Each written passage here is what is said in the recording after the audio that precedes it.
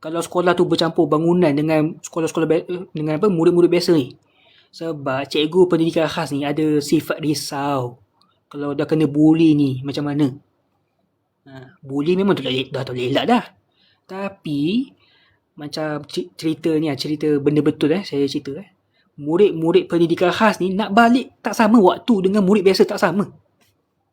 Balik lagi awal. Murid-murid pendidikan khas dekat sekolah menengah ni balik lagi awal. Contoh, murid biasa balik pukul 1 lebih. 1 lebih, 1 petang ni. Murid pendidikan khas dekat sekolah menengah kebangsaan pukul 12.30 dah balik. Contoh tak tipu ni. Sebab apa?